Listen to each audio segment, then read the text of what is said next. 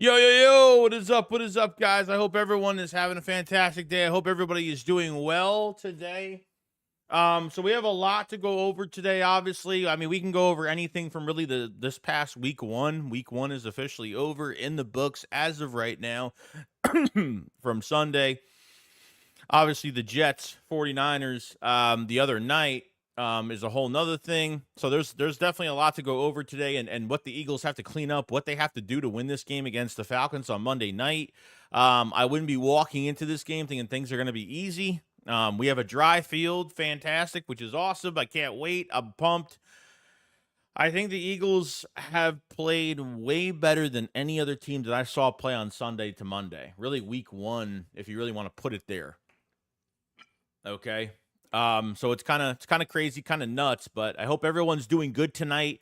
What are the main things that we really need to see clean up? And obviously Jalen Hurts, obviously some of these play sequences, this defensive line, I think is going to be put to the test this week because, like I said, I think that field had a lot of slipping and sliding, and obviously some of these connections weren't really good. Some of these pressures weren't really good in this game. So I'm hoping to see somebody kind of, I guess, rise up to the occasion when it comes to the edge rusher position. I don't know if Jalen Hunt is playing this week.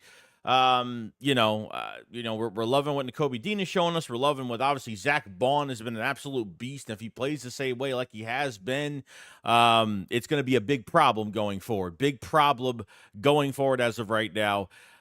So we have a reveal for you guys on some new merch, more new merch coming out. And I actually have a new trailer to reveal in this stream that was sent over from my buddy, and a lot going on. So we are ready. We are ready to go. I want to know from you guys, how do you think the rest of the teams played, at least in the division? Is there anybody really out there that really worries you besides obviously some of the top teams that are out there? But even within the division, it looked really ugly. It looks like the Commanders are clearly still on a rebuild. It looks as if I thought the Cowboys played really well. Really, I know Deshaun Watson was 0 for 10 over passes over 15 yards. It seems like the Cowboys really capitalized on pretty much every mistake that the Cleveland Browns made. It just looked horrible. When their defense is on the field, a million, all game can't sustain any drives. The Browns offense couldn't sustain any drives all game. That's what's really going to happen right now. So I want to say hi to everybody in the chat. I want to appreciate everybody, by the way, for everybody that's been supporting the videos, supporting the live streams. Everybody that's just been, even if you click the like, even if you jump into a video for 2 seconds to watch, you don't even watch the whole thing. It's much appreciated beyond. I just want to let you guys know because I don't say that enough. What's going on, Diego Pena? What's going on, Jerry? We got Ethan, Nate Banks. We got Rick Boyle, Donnie, Eddie Price, James Odell. What's going on, dude? MJ, what's going on, man? The Dubs, what's going on, dude? Donkey Butter says, Joey, I was on the channel called Philly Film Room, and they said that Nick Sirianni is injecting his scenes into the offense. They said the offense is Nick Sirianni is with Kellen Moore twist. It honestly, dude, it wouldn't shock me at all. It honestly just wouldn't shock me because at this point, there was way too many plays that we've seen in that game that just looked too familiar, way too familiar. When it comes to some of the old footage that we've seen from last year, whether it's a bubble screen, whether it's these read option keepers, QB draws, tight end screen. I mean, you name it. I saw Nick Sirianni with something in his hand that he was checking off, and I feel like he is interjecting with Kellen Moore's offense. We'll get to see how much more we're going to see of that this Monday night, but I do not like that at all. I honestly don't. Nick just can't help himself. I don't know, but Ron says, take a seat, sit down, relax, my goodness sakes, come chill and listen to our boy Joey Shakes. Hell yeah. James says some of the play calling felt like last year's. I totally agree. Jimbo says, I'm not worried about the offense, but our defense needs to get some pressure. Yeah. Our defensive line, and I know the DTs I felt really good about. I really liked Jalen Carter was like an absolute beast, man. But, I mean, he got some pressure where Jordan Love was kind of thrown off his back foot a little bit. I thought Jalen Carter had a really good game for the pressures he had in the game. Milton Williams, I thought did good. Jordan Davis did okay. I saw Jalen Carter slip a couple of times too, trying to go after Jordan Love as well. So it wasn't good. It wasn't a good field to play on for any position at all. The edge rushers is really where I'm looking right now. I saw obviously you're gonna have your ends and coverage. I get it.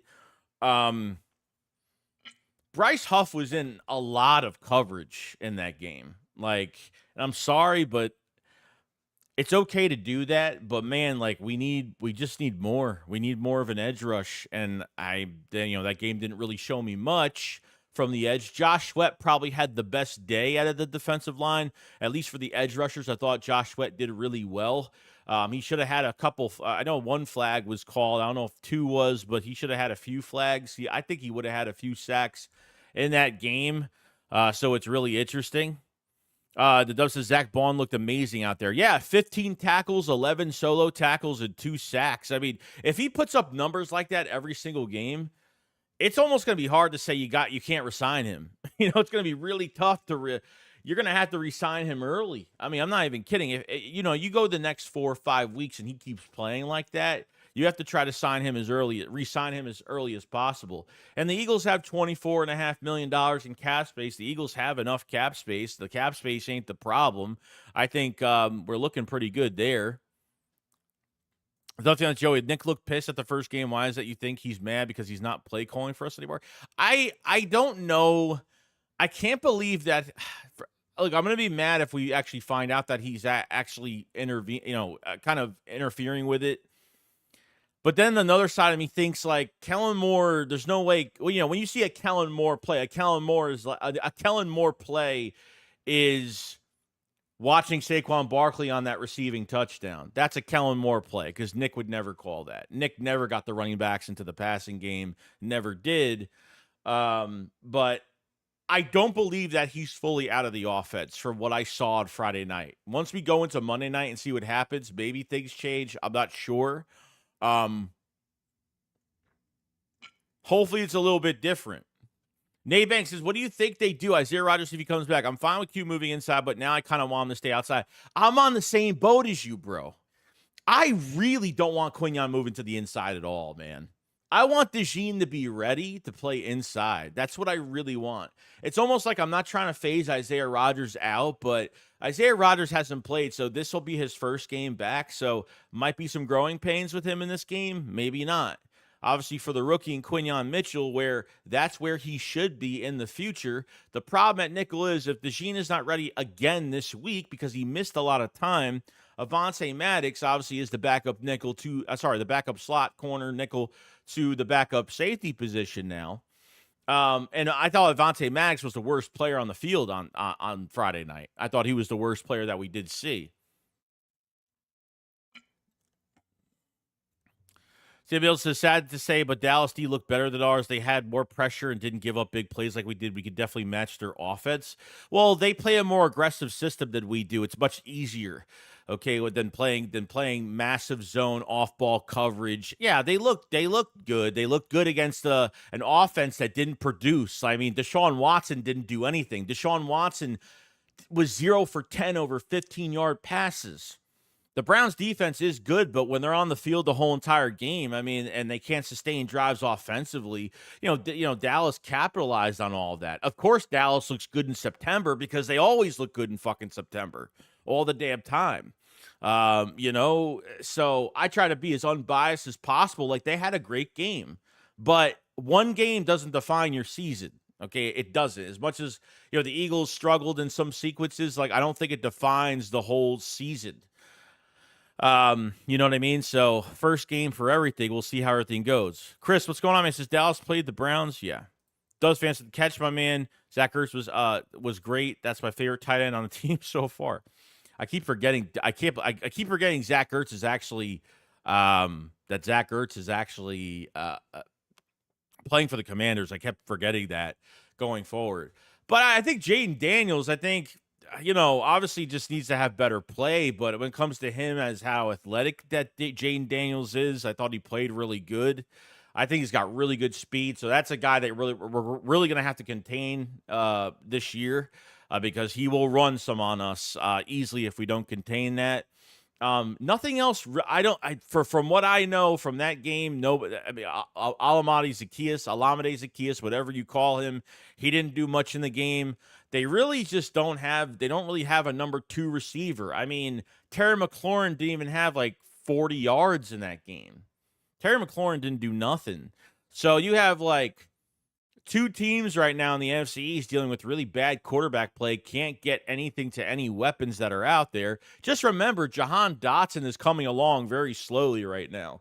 Okay, Jahan Dotson's going to get his chances, is going to get his touches. He's physically just brand new to this offense, and they had him in some plays. They didn't even have him in the beginning of the game. They're doing a lot of double tight end sets with Goddard and Jack Stahl, all of that. So it's kind of crazy. Nate said toughest task against Atlanta will be definitely their run game against our defense. I don't know if their receivers pose much of a threat. Well, yeah, I mean, you have obviously Drake London. He's a rangy receiver that could do almost anything. I mean, he's quick. You have to look out for Kyle Pitts. I don't care if he's a receiver. I don't care if he's lined up as a tight end. It doesn't matter. They could put him anywhere they want to put him. And he's a really good player. We all know that. Bijan Robinson, I've been saying this, that's why, if Jalen Carter wasn't drafted, I know for a fact that Bijan was going to be on. Bijan was definitely up there on their board that draft a couple years ago.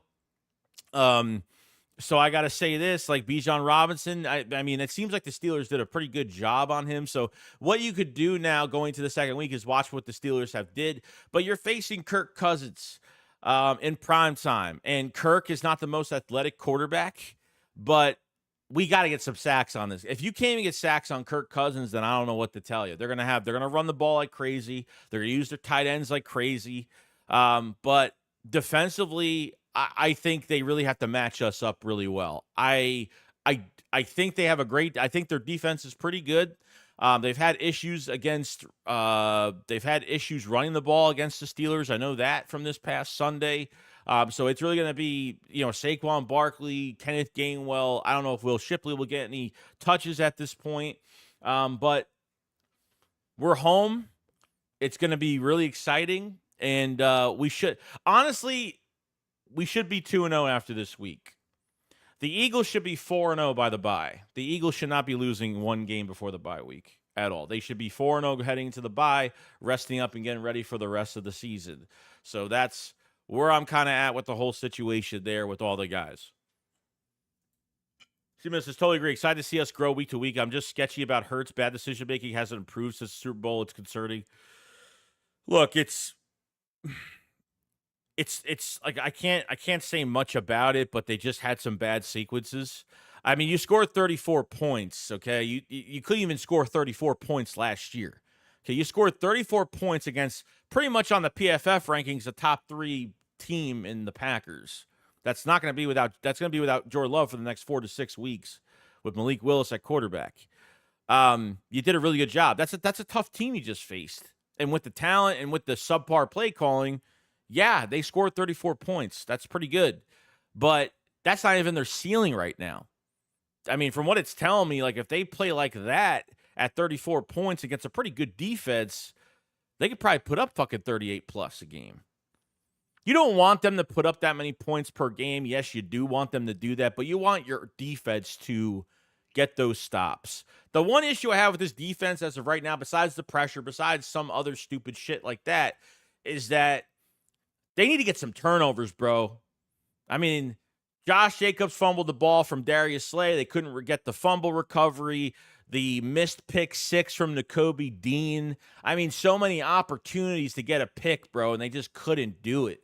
They couldn't get any turnovers. The turnovers is going to help this. Yeah, it's great to see this offense score a lot of points, but every week it's hard to do that. And if they do, great. If they don't, the defense has to help out in some cases. This defense needs to be just as average as best to do much of anything going forward. And I think that's where I'm kind of putting it. Like, yeah, high-scoring offense and get some turnovers on defense right now. You know what I mean? What's going on, Greg? Greg Miller says, hit the like button. Appreciate it so much, man. Big Ed says we need to use more Pody sets for Jalen's help. Use more halfback tight end that are release values for Jalen when things break down.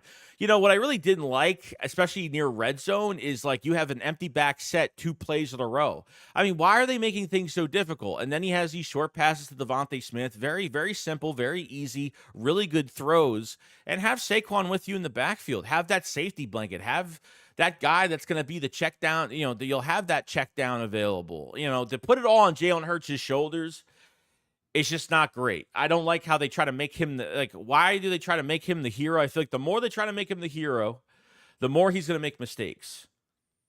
Okay, so that's where I'm kind of at with Jalen Hurts right now. I don't think he had a horrible game. Obviously, the coaches are giving him what they're giving him when it comes to play calling. But at the same time, that red zone interception, or at least that end zone interception, was probably one of the worst fucking. Look, A.J. Brown slipped on that play, but you're not even. You scramble to your right, and while you're scrambling to your right, throwing it across your body to the left side of the end zone, it's not an easy pass to make. AJ did slip on it, so maybe he would have caught that. At least if Jalen Hurts rolled to his right, stopped on his own 2 feet, and then threw the ball, he would have more control of the football. The velocity of the football slows down, and, it doesn't go the same speed when you throw it across to the other side of the field. Like, you throw opposite way across your body, the timing is way off, and that's why that ball was fucking picked off. So if you score a touchdown there and an extra point, you're up 2 fucking scores. At least for him to force a pass like that is probably his. For him to force a pass like that is definitely his mistake. Okay, shouldn't be forcing a pass like that whatsoever. But for me, throw the ball out of bounds. Like, just throw it and put 3 up. Just kick the field goal at this point. You know what I mean? Instead of just trying to make a hero play that's going to go nowhere, throwing it in double coverage, your receiver. You know how bad the field is. He gave it a shot, but it didn't go anywhere. That was really a bad decision. So I think the play calling was bad on that play, and I think how Jalen Hurts operated that play was not good in that moment. So he has so many weapons around him, guys. Don't make it so fucking hard. Fuck the tush push. Fuck the brotherly shove. Seriously, screw that play, dude. I'm already tired of it. Use Saquon Barkley. It's automatic. You don't think it's automatic? You don't think it's automatic with you think it's automatic with the push tush, but let me tell you something. Saquon Barkley, it's really hard to take him down. Really hard to take him down. It's kind of crazy. Ron says, hosting ATL on Monday, I need Jalen to have game very similar to this for the versus the Vikings week 2 of 22. You went to that game, Joey. Jalen surgically destroyed them in his arm. I want to see that guy. Yeah, but that game was a lot different too defensively because they were really shadowing Slay on Jefferson the whole entire game. Jefferson only had 40-something yards in that game, and that's because Slay would follow Jefferson everywhere he went. So that was one of my favorite games, and it was a great game to watch, and Hurts was just on target all game, which was great. So yeah, that would be fantastic. I think I'm hoping they fix some things. And if Sirianni's involved with some plays, I hope it doesn't. I feel like you're not going to get the most out of your offense if Nick Sirianni is involved in this whole situation. So I don't know what's going to happen here. We'll see what happens. Kay says he was the best against the blitz this week. Yeah, he was 5 for 7 for 70 yards. I think 77 yards. I forgot what it was. So he actually did really well against the blitz. I thought they did a pretty good job. So the statistics are there, and he's did a pretty good job there. So we'll see how it goes. But I got to say, watching 80% of these games on Sunday to Monday, I think the Eagles have looked like the best team out there. 100% look like the best team. Look at the division right now. The Cowboys they look good. Dak got paid all that money. Highest paid quarterback. I put the Cowboys and Jerry Jones in a chokehold and actually I'm actually shocked I'm actually really shocked he ended up getting that fucking contract. Really am. So whatever. It's another 4 years of Dak Prescott that they have to do. We'll see where we're at. But the Giants, goddamn. Now you know that Saquon Barkley was 2/3 of that offense, and you're replacing Literally, your receivers are almost the same. Literally, your receivers are pretty much almost the same. You switch out Saquon Barkley for Devin Singletary. That's not even fucking comparable. You know, yeah, you have a healthy Wan'Dale Robinson, but and I like Malik Neighbors a lot. I just don't think Malik Neighbors, it doesn't, like, they're drafting half-ass backwards. Like, why draft a fucking receiver in the first round? Yeah, they needed one badly, no doubt, but at the same time, now they have a good receiver potentially, and they have a quarterback that just looks fucking badly beaten. Obviously, after this year, they'll be done with him. They'll take a big cap number for next year. They won't hold him on to another year. And they'll probably have a top 10 pick this year, you know, for next year's draft. Chris says you run the ball with Barkley 3 times in that situation. I totally agree with that. No, don't get cute with the tush push, especially if you haven't practiced it. You know, Mr. Mr. Well, I don't want to play guys in preseason games all off season, which is ridiculous. You know, just ridiculous. Big Ed says motion into a bunch of formation easy gives looks. Tunnel screen with tight end off halfback run option. Less on Hurts shoulders. Look at Casey and Reed. Yeah. Most of the time, there's always something going on, especially in KC, where half the time you don't see Patrick Mahomes in an empty back set, you know, just, you know, he could handle a lot on his own. I think obviously I think he can handle, I think when it comes to him being on his own, I think he could do better than Hurts at certain times. Hurts needs to use really what's around him, and you need that safety blanket back there. You really need it, you know? So we'll see how it goes. Richie says Lane was drafted to be the left tackle of the Eagles after Peters retired. He excelled and is a Hall of Famer right tackle. Jurgens can go back to guard and be a Pro Bowler. Why do we need Jurgens to go back?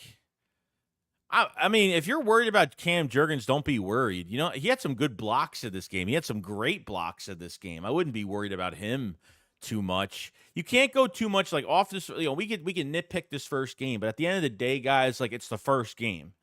The Eagles didn't play. This was their preseason game, and they won and scored 34 points, literally trying to put it together. That's a really good sign of what things could come this season. Really. I can't shit on him that much. I can't really shit on anybody in this game. C-Mill says, good QB shouldn't fear the blitz, read the defense and change the play, get the ball quick. TB12 was great at it, just saying. Yeah, I mean, we had some audibles, but there were some really bad audibles being called, or at least I know that there was a couple hot routes, which is good. So he definitely had, you know, there was a couple of them to A.J. Brown, and then there were some to Devontae Smith. So, I mean, really, the outside receivers, you know, Devontae Smith didn't really do much until, like, the last quarter, really, where they really started to get things together. You know, but there's a lot of mouths to feed in this offense, you know, so a lot going on there. Torvald says those joint practices aren't the same as game in terms of environment and continuous conditioning. I totally believe it. I think there is value in joint practice for like wide receivers, DBs, things like that. But when it comes to quarterbacks, you're not getting hit. Mentally, when you're in a joint practice, you mentally know that you don't have to worry about being aware. It's a controlled environment when you're in joint practice. Everything is controlled. In a game, it's not. It's only controlled to a certain extent for what you do, not what the other team does. So mentally, it's a whole different ball game when you're playing in a joint practice. And they only had one joint practice, guys. They had 2 joint practices. One was a full pads practice. The second practice was literally fucking walkthroughs. It was literally walkthroughs.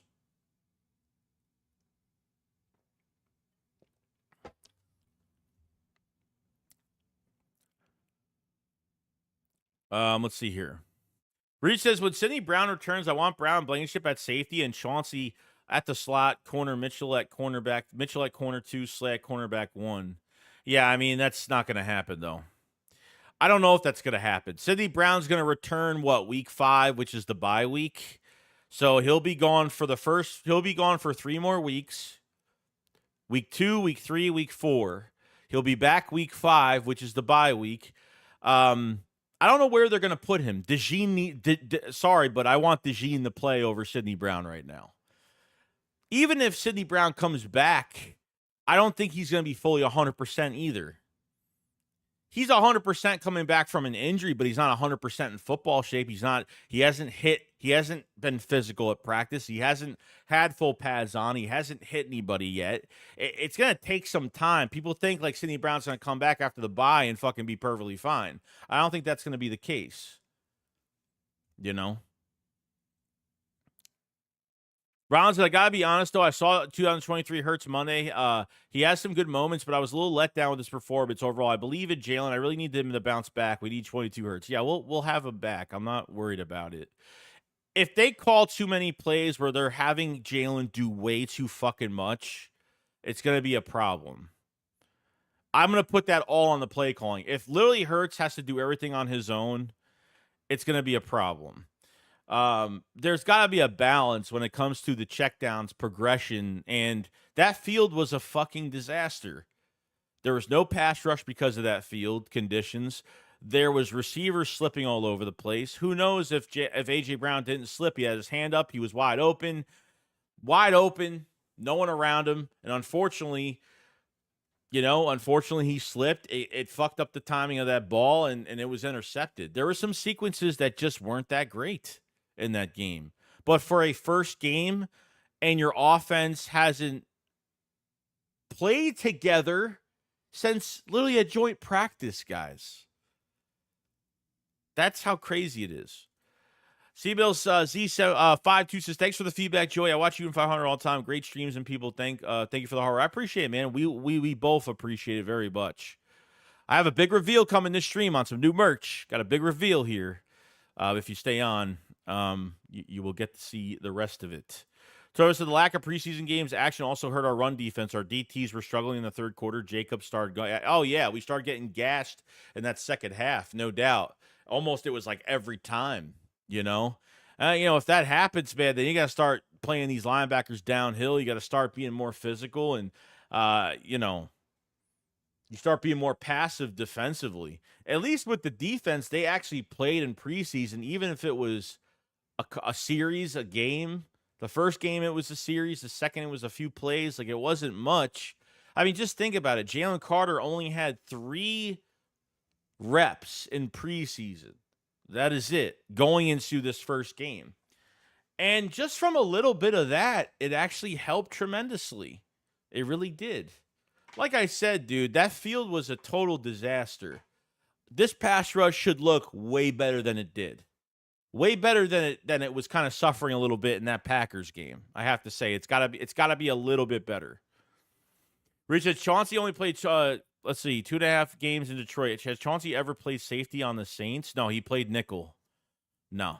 I know for a fact that Chauncey wanted to switch positions. The Saints wouldn't let him. And then I'm guessing he just wanted out at that point, was like, I want to play safety somewhere. That's what happened. Maybe he played both. I don't know. As of recent with the Saints, did he play both? Like towards the end, I'm not sure, but I don't think he did. Because remember when the Eagles got him in 22, he literally, it took him like a few games to actually get noticed. Like he wasn't very noticeable in the defense at all. Like he was very quiet. Chris says we need 20 to 25 called passes on Monday night. Yeah. Kate says the Reed Blankenship will lead the league in interceptions. He had a good game, man. I know Q dropped. I know Q couldn't really catch it, but he maybe could have picked one off. The fumble from Slade to Josh Jacobs. The fucking pick 6 to Kobe Dean just dropped that he jumped in front of.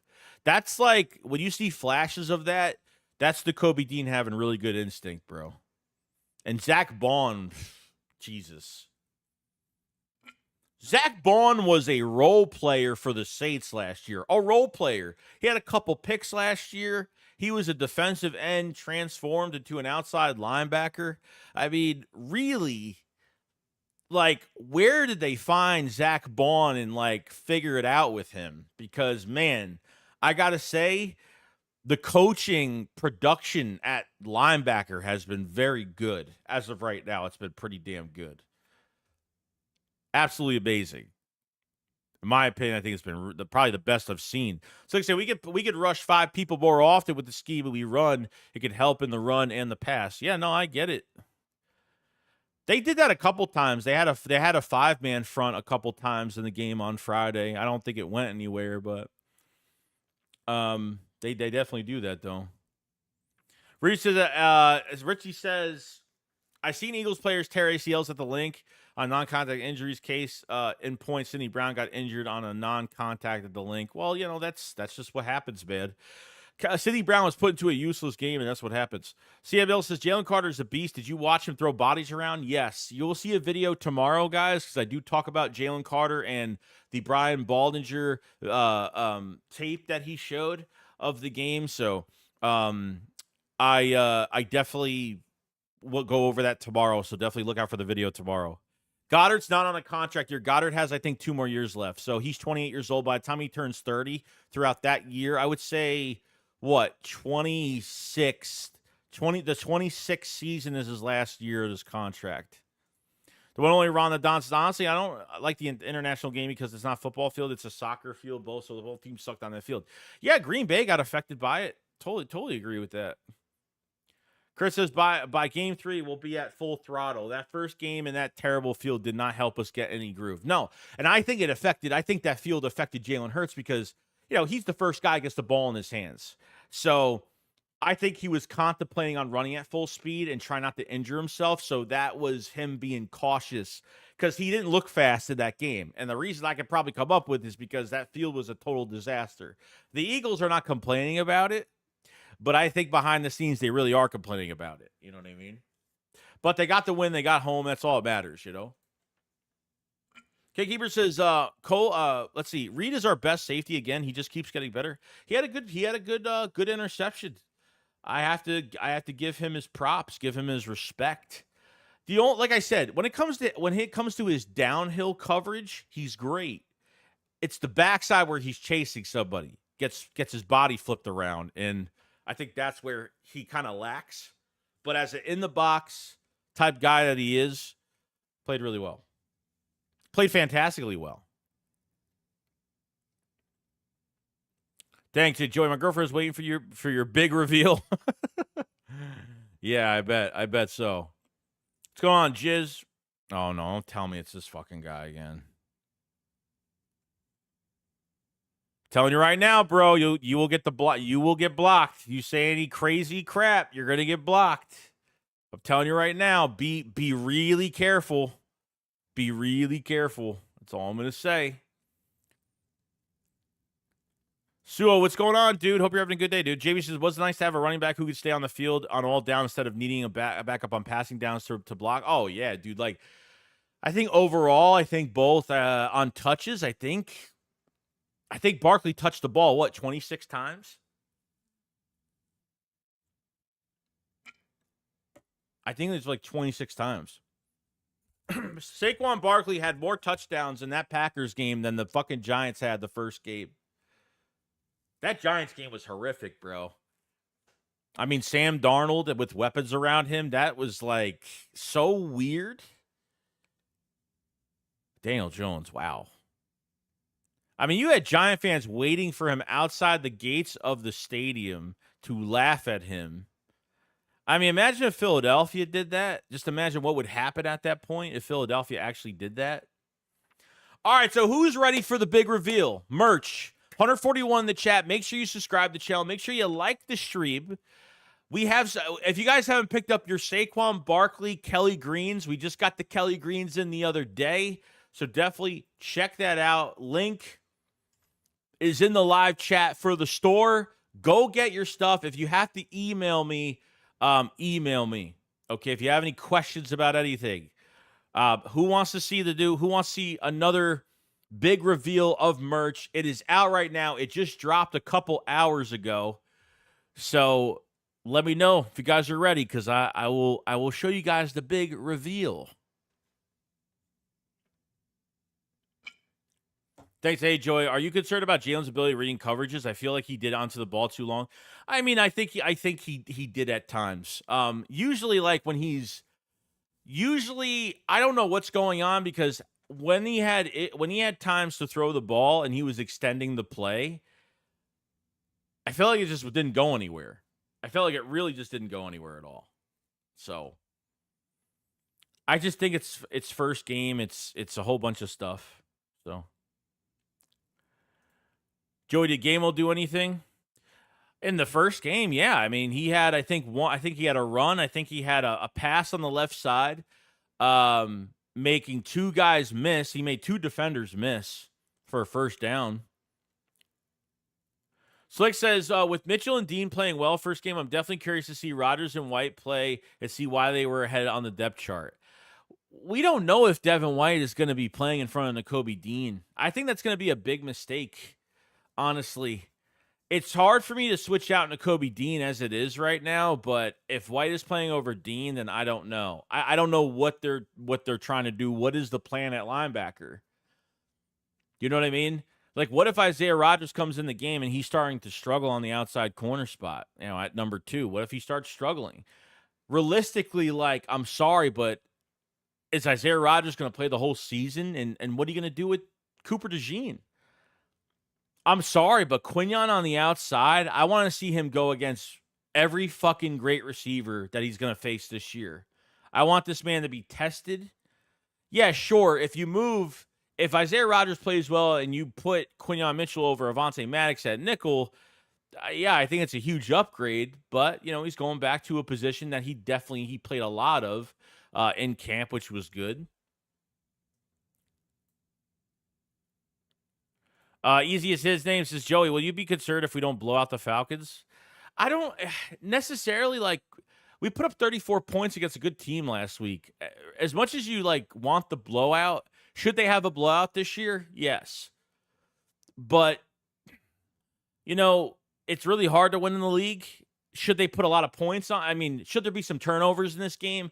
I think the Eagles should blow them out. If the Eagles are blowing the Falcons out, it's because the defense is getting turnovers on Kirk Cousins. I think that's where it's going to make sense.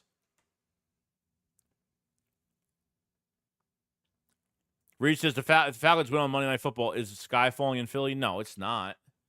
If they lose against the Falcons and something went completely wrong, then there's obviously something going on that's really wrong right now.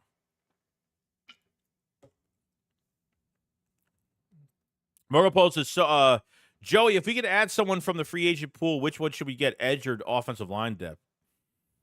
I don't think we need offensive line depth that much. Sure, you could add it if you want. Yannick Ngakoue is still available. I still feel, I think we should see, I think the Eagles could get an edge rusher or another defensive lineman by the trade deadline, potentially, if there's no injuries and they're not really needy of a certain position. Okay? I think it could be edge. I don't know who else.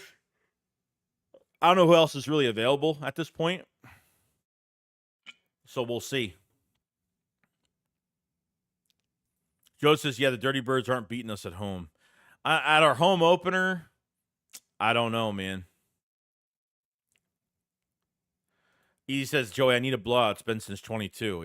It's true. Batman Pikachu says, too bad we're not playing the Vikings. That would be the ultimate test for Mitchell. Yeah, but he's going to play some good receivers this year. Chris says, a solid win. No more heart attack games. Reese said, Dallas plays the Saints week 2. Eagles play the Saints week 3. There is assessment game early on. The Eagles should win both of these games. The Eagles should be undefeated going to the bye week 5. That's where I'm at right now. That's where they should be at right now. Phil Flowers said, what I miss? We're just talking about the future of this team going into week 2. What we're worried about, what we're not worried about, what we feel good about. Do you think the play calling was crap? Some sequences were crap. Yeah, I think some of them were kind of off. The whole game, no, but I think some of them were not great. This is, it's the first game of the season. Like I said, you can't kill this team because it's the first game of the season. If this shit continues for 4 or 5 weeks where they look so fucking confused out there, then it's a problem. Greg said Wisconsin Badgers school produces edge rushers and linebackers: J.J. Watt, T.J. Watt, Zach Bond, and T.J. Edwards. Wow, that's crazy. That's crazy. So looks like Kirk Cousins is definitely on the back end of his career, but Robinson and Kyle Pitts could definitely test the defense for the Falcons if opportunities are left open for them. Yeah, I agree with that. Drake London as well. Drake London's another receiver they have to look out for too. So Jimmy says for O-line depth, I don't think Eagles have a backup center. Well, no, they do. They do. They have Nick Gates and they have Brett Toth. Nick Gates, I think, has been elevated. I think he's getting elevated every single week. So Nick Gates will be the backup setter every week. Batman says true, but since Justin Jefferson is arguably the best receiver. Well, dude, I mean, if Quinion does well, even not facing Justin Jefferson, who cares? I mean, we only have control over who's on our schedule. Like, do I want him to face Justin Jefferson? Sure, but we have to go with who's on our schedule.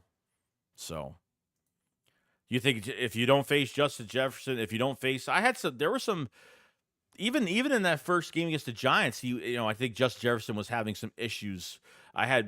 Banks had him on coverage, had some good plays on him. So, he's a great receiver, but he gets beaten like everyone else does, Yeah, they'll utilize Dotson, dude. I wouldn't make a big deal about that, bro. He hasn't been here long. They use a lot of double tight end sets. Like, Dotson has to practice more with the team. Like, Dotson will get his. Okay, Dotson will 100% get his going forward. So here we go. We're going to be, me and Philly 500 have unleashed a video for the new merch, or the one piece of merch, another merch coming out, already in the store now. And I want to show you. Here we go.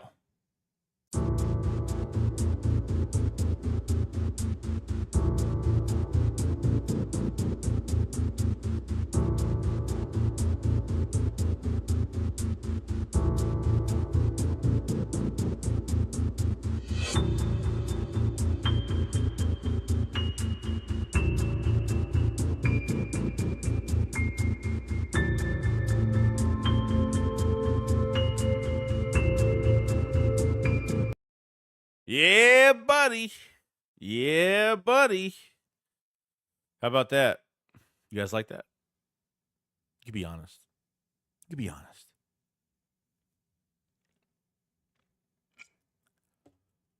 You can be honest. It's all right.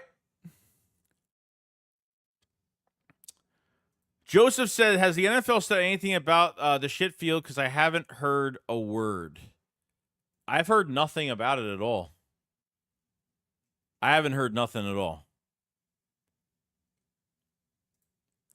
So it seems like nobody wants to talk about it. Oh, he spelled redemption wrong. I didn't even notice.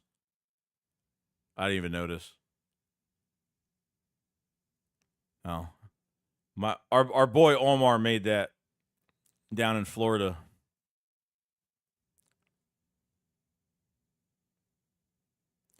Dave said, think 60% run, 40% pass can beat the Falcons. Yeah. I'm not really, like I said, stay balanced if you can, but honestly, I think both defenses are going to have their matchups. I think it's going to be a test truly again for this week coming up for both defenses on both teams. I thought Dean looked good too. I thought as a run defender, he was great. I thought he was great. He whiffed on a couple coverages. Like, his coverage just isn't good. But man, when he blew up that running back on that screen pass, holy shit. That's what I like. That literally what he did on that missed pick six, and what he did to that running back on that screen pass, that was exactly what I saw from him in Georgia. Like, that exactly was like a mimic of what he did in Georgia.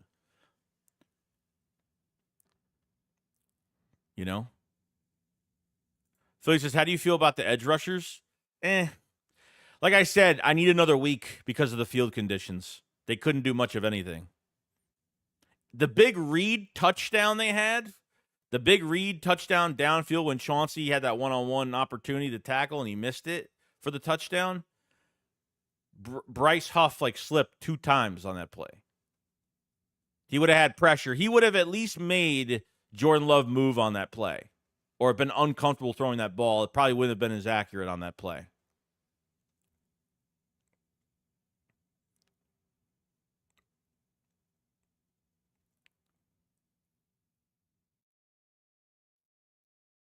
It would be cool to make a Zach John t-shirt. Oh, we have some things in the mix, dude. We're always making new merch all the time. All the time. Rise, that was fire. I'm definitely getting a Kelly Green jersey this week. Oh, shit. Nice. Nice. So I wouldn't be surprised if Kellen Moore started using Barkley like the 49ers used McCaffrey in their offense. Dice said PFF is stupid. They gave Barkley a 50 grade, which is lower than a backup. 70 is a starting grade. Why? He had the best damn day. I didn't even have him have. I thought he would have had 1 touchdown that game, but 3? I mean, I didn't expect him to go off like that. But yet, like, Kellen Moore has his specific plays for these running backs as well. You know what I mean? Sack Bond. That's a good idea. Sack Bond.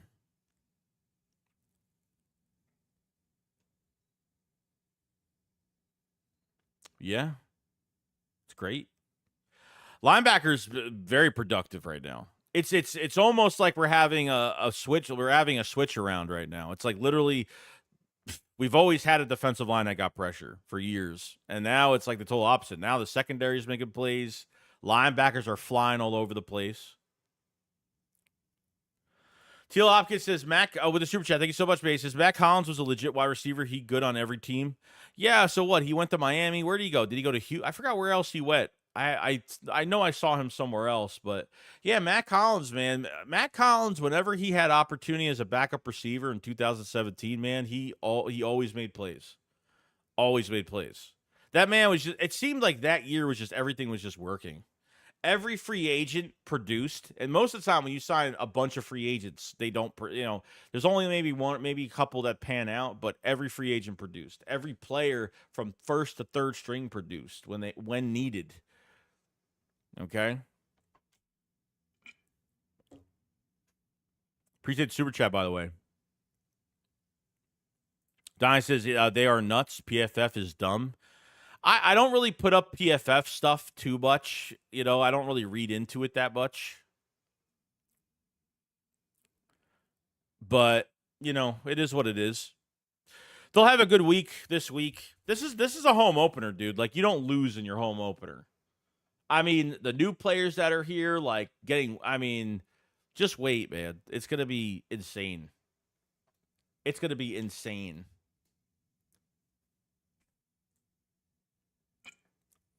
JB Hollins played in Vegas last season. Dude was really bulked up. Yeah.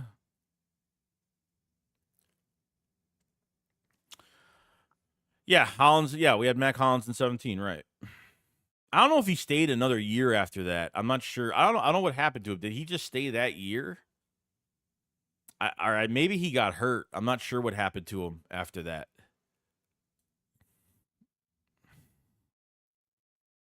Philly Flowers, I understand completely. That's fair. Falcons O-line solid, but they went against Watt. We'll see what we got. Yeah. Yeah, TJ Watt's a beast, bro. We don't have it. We don't have a guy that can fly like that. I mean, look, what they've done with Zach Bond, they've put him on the edge as well because obviously our edge guys, I don't know, Zach Bond had no issue getting pressure from the edge. Our other guys did.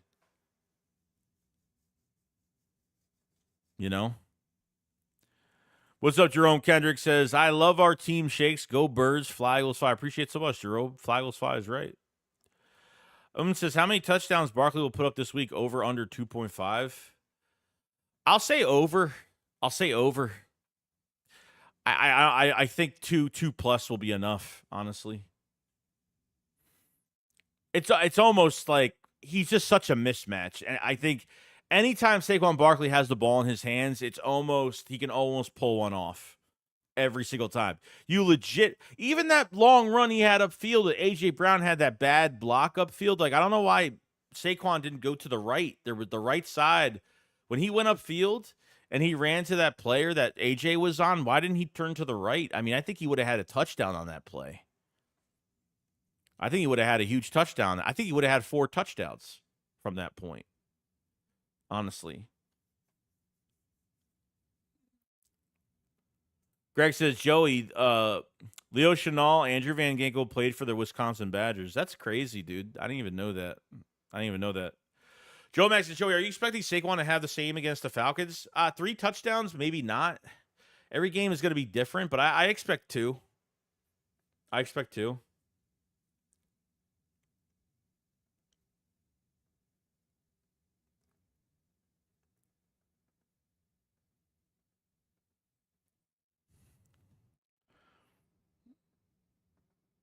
Huff is going to have a monster game. Grizz, I hope so, dude. He needs to, like, he only had 2 assisted tackles. That's all he had. He had 2 assisted tackles. That was it. But the field was shit. Everybody was sliding around everywhere.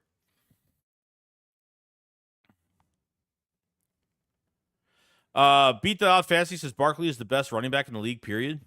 Potentially, he could be right on McCaffrey's level. I think he could be on McCaffrey's level, honestly. Just how many weapons are on this offense right now and what Barkley could do. I think, honestly, Barkley has been the missing piece we needed at running back. It's not even just because it's Barkley. I think getting an actual 3-down back, like a high-tiered back, when it comes to running the football and receiving, I think that's what we've needed. Simple as that. I mean, just having him lined up as a decoy, even if he's not getting the ball, it's going to put another defender in the box, which can create big plays for somebody.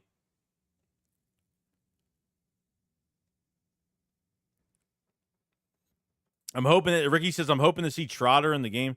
Yeah, we'll see what happens, man. I mean, I don't even know if Devin White's back this week. And if he's not, then fine. I'm fine with it. I'm fine with Nakobe Dean playing next to Zach Bond. But Trotter Jr., I don't think got any snaps in this game. Can't put too much pressure on Trotter at this point. He's a late-round pick. He's had a lot thrown at him. I think he's had a fantastic camp. I think he will just get better over time. Potentially, he could have playing time later this year. We'll see how it goes. So, we'll see how it goes. But there's no excuses this week, though. No excuses this week. This is a very, very important game this week. I mean, to get to 2-0 would be great. Monday Night Football, and we'll be ready to go for it. KSF says, I expect a 40-50 burger score against the Falcons, even if the offense isn't at full potential. Yeah, I mean, at the end of the day, like, the defense has got to get some turnovers in this game. Like, if they don't get a sack on Kirk Cousins, I'm talking the defensive line. I'm not even talking about the linebackers. Like, they should be all over Kirk Cousins. Like, he should have a really bad day. He should really have a bad day.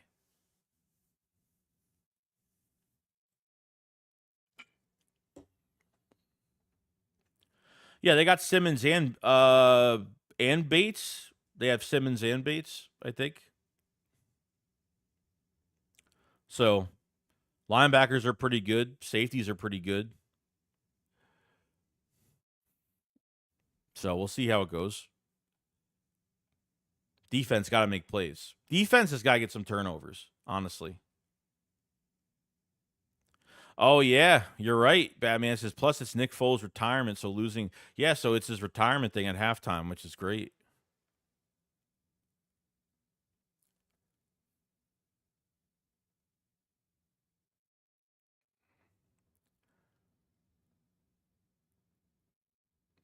Says he's way better than any other running back we've ever had. McCoy, Westbrook, not even close. Yeah, he's been the best back since then. And hopefully, he stays healthy the rest of the year, and hopefully he does a lot more. New York's so trash, can't put up 1 touchdown. Yeah, it was really bad. I think the only player that played well was Dexter Lawrence. I think he was really the only player that played well in that game. You can't even blame the receivers. You really can't blame anybody else offensively because Daniel Jones is throwing the football. I mean, you know what I mean? Bobby says, where was Goddard in the second half? No idea. I mean, realistically, like I said, like, You can't nitpick and say, "Oh, where was Goddard? Oh, where was Devontae Smith the first half?" I could say that. They actually had really good coverage. They actually had really good coverage on Devontae Smith most of the game. Most of the game. And then they finally found some stride in the fourth quarter. Had some really good passes to him. Short passing game, which was great. Yeah, Matt Judon. Yeah, I remember.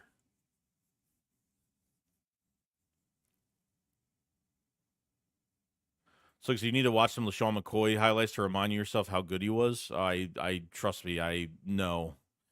I was depressed for 4 or 5 days when he got traded for fucking Kiko Alonso. Trust me. I was in a really bad mood those last 5 days. So with this offense, unless we get injury, we should have 14 to 15 wins. I said 13 plus. 13 the lowest. I think they get 13 plus. Yes, I think addition of Devin White and Isaiah Rodgers will take this defense to another level.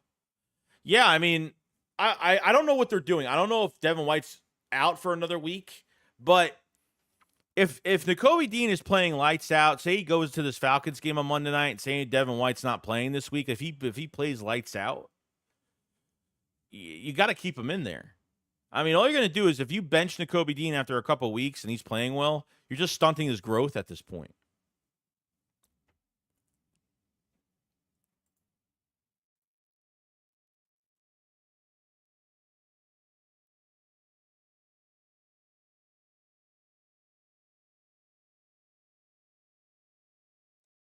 Says we should always put up a minimum of like 33 a game. With this offense, yes. And if you can at least get some turnovers on top of it from this defense, yeah. Probably be more, to be honest. You're putting up 34 in a subpar game that they played on Friday night. It's crazy. So it says McCoy was the closest we got to Barry Sanders in the generation. Yeah, I agree. Nakobe can come off the bench. We'll see what they do. Adam said Jalen's about to go off Monday night. Listening to the local Eagles Sports Radio 94 WP, it's just depressing. Everyone is so up in arms after one game. Well, yeah, I mean, look, for me as a content creator, I'm going to nitpick because that's just what I do. I make content for this team, and if there's something I don't like, that, obviously I know it's the first game. Obviously, I know they didn't play in preseason games, so I know all this. I'm not. People in the comment section are like every day are like yelling at me, like, "Oh, really bad take, first game. Why are you so this, and why are you doing this, and why are you saying that?" It's like, dude, I'm just like, that's just how I am. Like every game, that's how I am. That's just how it is. KSF says, who do you think from the Giants front office will get fired after a 1-16 season? I don't think anybody's getting fired. To be honest. I don't think they fired Dayball. I don't think Joe Schoen gets fired. I don't think anybody gets fired. Maybe some other, like, maybe position coaches or whatever. I don't think anybody's getting fired, to be honest. I think Daniel Jones will be gone, and I think they'll just reset. They'll have a high draft pick next year and give it one more shot with a new quarterback to see if they're going to go into the right direction. I don't think anybody's getting fired.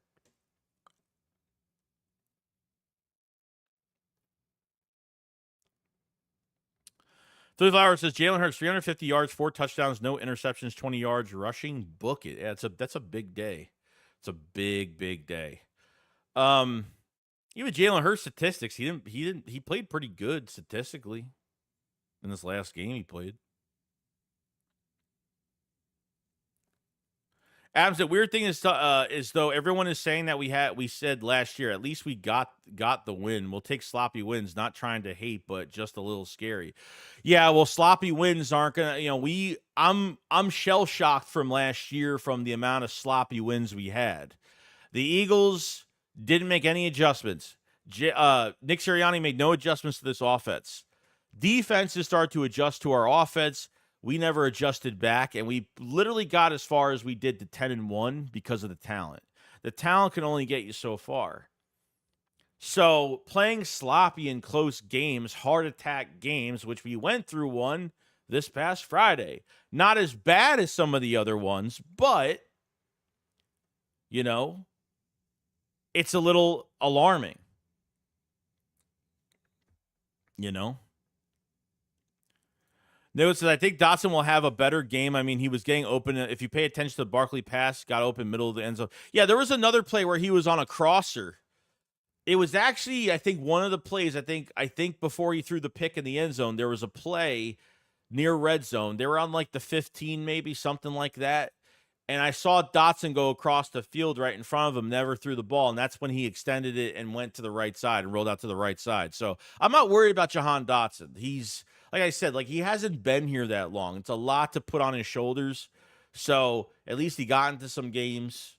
He got into at least a game, had some snaps. You know, is at least getting some attention. But I think we'll be fine. I think we'll be fine. Slick, just imagine how depressed Giants fans are letting Barkley go and giving all the money to Daniel Jones. Yeah, dude. You know, it's we've been through bad seasons. We know what that shit's like. But when you have a quarterback that was chosen over Saquon Barkley, it's wait till the Eagles go to MetLife. What is the first game against the Giants home or is it at MetLife? It's probably at MetLife. It's probably at MetLife, most likely. Twiz said, "What's going on, Twiz?" Says, "Sup, Joey? Do you think we should throw DeJean at nickel and take the lumps now? Maddox hasn't looked right the past 2 years. I would like to throw him there right now, but it seems like Isaiah Rodgers is coming back as the outside corner too right now. I really want to keep Quinn on the outside and put DeJean at nickel. Like that's what I really want. Like that's what I really want that badly. Beyond. I really do." Says, I still can't believe the line on bet yes was low for touchdown yard. Yeah, I don't know why. I don't know. Maybe Vegas thinks that the Eagles weren't going to score that many points on Friday night. I don't know. Ron says, so do you really feel like Devin White should back up Dean at this point? Do you feel Dean has officially taken the starting spot next to Bond?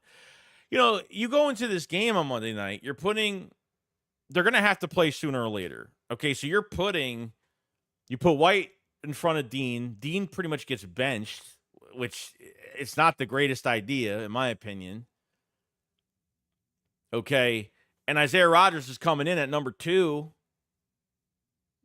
You know, Quignon had a pretty good, he only gave up 80-something yards. He had a good game. He got targeted, how many times? 10 times? I forgot how many times he got targeted in that game.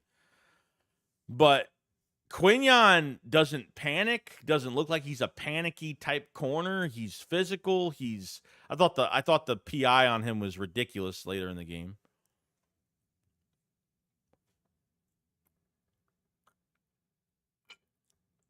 But Dean is here for another year. You know, Devin White is only on a 1-year deal. Zach Bond's only here on a 1-year deal. Jeremiah Trotter just got drafted. He's got some time. You know, so if it was up to me, and this is me being selfish, I want our future first-round pick I want our future number 1 corner to be on the outside. As soon as we see him on the outside and he's just talking shit, got swag, just love his attitude, like I love that shit. I want to keep him on the outside. That's the plan for me, at least, you know. Abs Dotson is still learning the playbook. He'll be fine. I think he was more of a decoy and get him reps running plays in the game. Yeah, that's really all that's going on right now with him.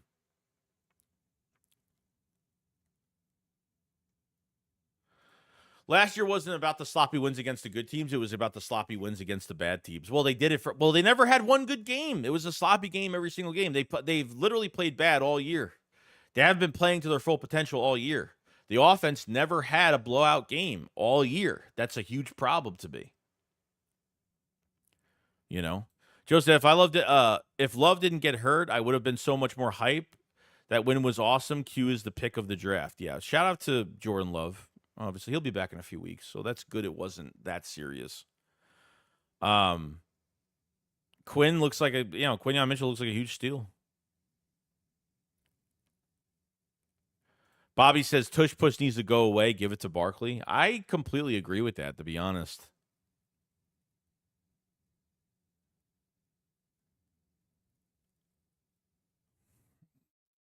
J62 Moon says 2-6. That first down was, it was great. Adam said, Q is if he keeps up, could be defensive rookie of the year. Just needs some interceptions. Yeah, he needs to make plays. Need probably make a move at defensive end. Everybody looks like hot trash besides like Sweat. I need more time. That field, like I said, I'm gonna keep mentioning that field being as bad as it was because it was bad. It was really bad. Both teams dealt with some crazy shit, dude. With that really bad field that they had to play on. I have to give it another week. Potentially, they could make a trade for an edge rusher, maybe, later on. They have draft picks, you know. Gustavo Mez says, I have a great feeling about this team. Zach looks like TJ Edwards 2.0, Barkley McCoy 2.0, but hopefully Hurts could take the rest off and get the ship rolling. Yeah. I think like the coaches have to just make everything available for him. Like, don't make things hard for Jalen Hurts, man. Make it unstoppable. Oh, Grizz, I think Sweat would have had a few sacks. He got held like all game. Jalen Carter should. The refs were horrible this game. They missed so many fucking holding calls in this game. Yeah, it was basically this first fucking game against a top 3 team in my opinion. Okay? Top 3 team in my opinion. At least on the PFF they had, I think Green Bay is the 3rd best team that played at least through the first week. How well they played. The Packers are a good team. Jordan Love's a good player. They got backs. They got wide receivers. A pretty productive tight end from what we saw in the game. So looks like Jalen's running with the ball like he didn't want it on the QB draws, and it hurts. No pun intended. Yeah, I don't think those. I don't know if he even likes those plays. Stop the read option keeper. Stop the QB draws. Every time Hurts kept it in his hands, he would take an unnecessary sack. Unnecessary sack.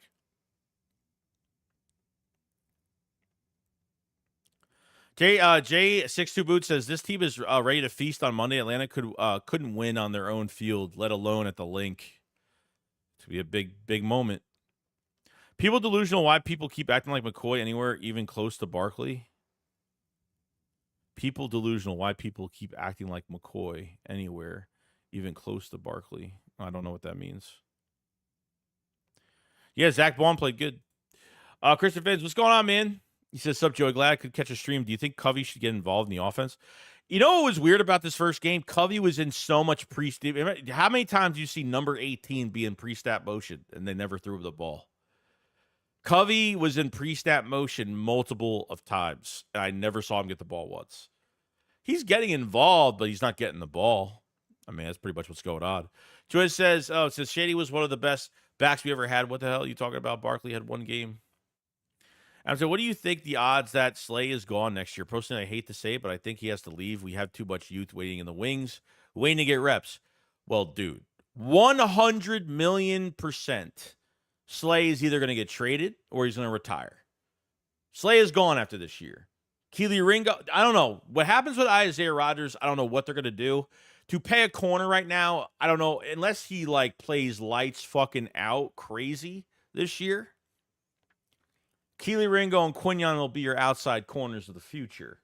Cooper DeJean will probably be your starting nickel. I want DeJean to get into that nickel spot. And selfishly, I want Quinyon to play over Isaiah Rodgers this year because he's your first-round pick. And he had a really good first game. You know what I mean? 2-6 Sports Pocket said that first down run was the best QB run I've ever seen. I'll say it. Nah, it was great. It was great. He went through 2 bodies to get that first. It stretched out for that first down. He went crazy. Says anybody that believes McCoy close to Barkley definitely crazy that like saying Dak is close to Patrick Mahomes? No. I think both running backs have different. I mean, they both have way different running skill sets. Way different. T. Hopkins says Van Kinkel is a monster. We should have picked him up. Oh yeah, he was. Yo, this is the same dude. Van Ginkel was a nobody until Vic Fangio showed up. Vic Fangio got him that fucking deal. Vic Fangio literally the last year of Van Ginkel's deal in Miami, Vic Fangio is the reason why he produced so damn well. So well. So Van Ginkel didn't do this year in and year out. Van Ginkel was like a one-year wonder that just found himself with a good coach, and yeah, everything just poured out. JB says Mitchell looks miles ahead of the other top corner in the draft. Arnold was getting cooked against the rim. Yeah, so I didn't watch that game, and I totally forgot about Terrion Arnold. So let me know how he played. Did he really play that bad? I didn't watch that game, so I have no idea. We have 157 in the chat. Definitely check out the memberships in the pinned comment. Merch is out right now. We have a new shirt. We have to fix the video because there was a word spelt wrong on it. Somebody, our boy Omar put that together, but he must have screwed up on the text there. If you guys haven't subscribed to the channel, like the stream. Thank you so much, everybody, for coming in today. Check out the store for the Philly Shakedown. Merch is in the description. Definitely check it out. Check it out. Appreciate it so much. So we changed the streaming days for the week now. We're doing streams Tuesdays, Fridays. Well, obviously game day and Saturday with the Philly Shakedown, or we're most likely doing a Philly Shakedown probably Sunday night, I would think. I don't know. That really depends on what Philly wants to do. So, and post game, obviously. So we have, we'll be pretty much set by that time. So Tuesdays, Fridays, and the rest. So we'll be good. Twin says Edwards never made an impact like Bond. Dude was just a solid tackler. I think TJ would have been a big impact if they played him earlier. He flashed a lot with Jim Schwartz, and they never really used him at all. They never used him at all on field until when Schwartz was out of there, and they really started to use him a lot, or maybe his last year in Philadelphia. I'm not sure what year it was. Coyote says the best thing at the end of the day is a W. Everything else is critique. Yeah, no, I get it. I get it 100%. Hector says Maddox didn't look good, but I want to see him on good conditions. Huff too. Yeah, I mean, Maddox, I think, looked the worst out of all the corners, to be honest. Latori said with Dak getting paid, I highly doubt Dallas can pay Micah. The way our cap is, I doubt we'll be able to pull this off, but I'll never doubt Howie. Just imagine if Micah wears midnight greed. I think if he gives it a shot to try to sign him, he might try to sign him. But honestly, guys, let him go get his money somewhere that's going to overpay him. He's deserving of it. Do the Eagles need to get a guy like that? No. I think we're good where we are right now. Let's see, by week 10 to 12, we should see, where some of these players are at when it comes to their productivity. So, yeah, he was a motion. Yeah, Covey was a motion decoy the whole time, pretty much.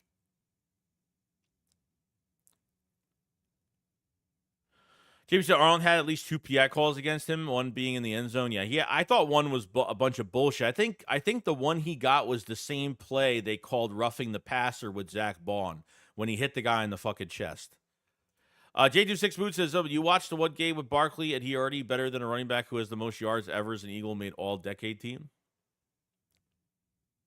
Man, we're having a big fight now about LaShawn McCoy versus... Let's just be happy that we have Saquon Barkley. Why? I mean, look, McCoy doesn't play anymore. You know what I mean? I'll fight about it. Grandma said, Andrew Van Ginkel pick 6 Daniel Sunday, and I know Terrion Arnold got at least 2 pass interference calls against the Rams. Torvald says former Cowboys players don't do well here. JT6 move. It's all good, bro. We're all excited for Barkley. Tommy 5 says, Joey, I'm trying to figure out why they used Maddox at nickel and didn't put Ringo on the outside cornerback with Mitchell at nickel. Don't get me wrong. I want Q on the outside in the situation, though Maddox not it. Yeah, I mean, look, when you think about it, Eli Ricks can't play on the inside. Ringo can't play on the a lot of these guys can't play on the inside. Rodgers can't play on the inside. They could have put Q, if you want, I don't know. I maybe they just were more comfortable with Maddox. playing nickel and keeping Q. Really, it's because there's not a lot of depth at nickel right now. I mean, look, I don't even think DeJean's even going to play safety. I mean, when Chauncey got hurt in that game on Friday night, Tristan McCollum came in. I mean, DeJean didn't get playing time over Tristan McCollum at safety just to go in there. So I feel like they were still using DeJean on limited snap count still, you know. I don't know how many snaps he had in that game. It wasn't much. I got to say, Micah is a beast, but if he was an Eagle, I got to say his podcast shit would kill me just like Slaves. Yeah. Danny Dimes put on a show. Danny Pennies is more like it. We didn't see Will Shipley. I don't think Will Shipley got a snap in this game. Yeah, of course I want to see him. I'm excited for him. Money Making That Friends says, what do you think about the new practice signings? All right, so practice signings, I think the wide receiver that they ended up getting was a 3rd-round pick in 2020. I don't know much about him. Let's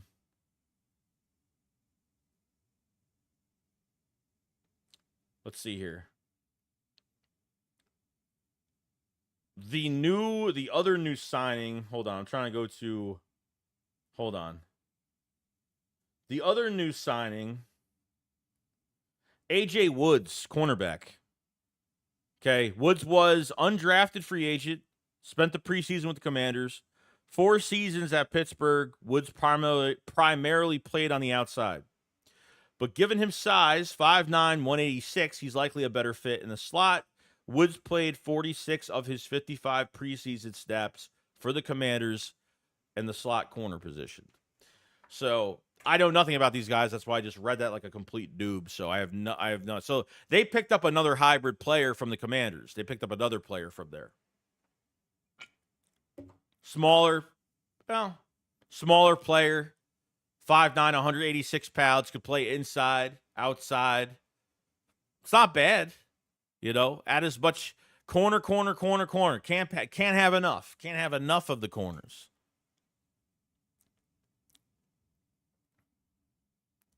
Slick said, I feel like there's no room for Ringo at cornerback. I feel like we'll let him go or trade him. No, dude, he's going to be our starting corner next year. What are you talking about? No.